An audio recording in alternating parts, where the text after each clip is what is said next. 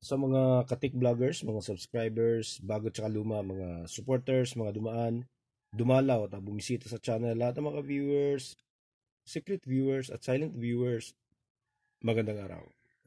So ito, i-share natin sa inyo kung paano magti-test ng Noble na 301Z slide, stereo slide, 100K yung kanyang value. Ito yung slide na ginagamit ng ginagawa nating Hitachi. Okay? Papakita natin. So, okay. So, pareho natin ito. Ilagay sa taas. Ayan. So, tingnan nyo ng maigi kung paano natin iti-test.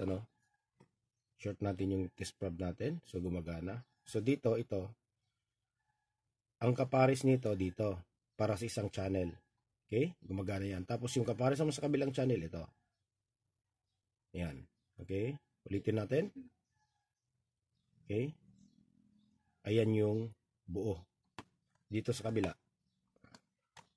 Ito yung sira. Ito, ang kapares nito, dito. Tingnan nyo. Wala. Kabila, wala din. Paano pag ibaba natin? Baba natin yung slide. Pag binaba natin yung slide, syempre dito naman tayo sa kabila. Ito naman yung ititest natin. Ayan. Okay? So, gumagana siya. Tapos, ito, ang kapares nito, nandito rin sa kabila. Ayan. Ito naman. Meron siya, pero tingnan nyo, napakataas na ng kanyang resistance. Paano dito naman sa kabila?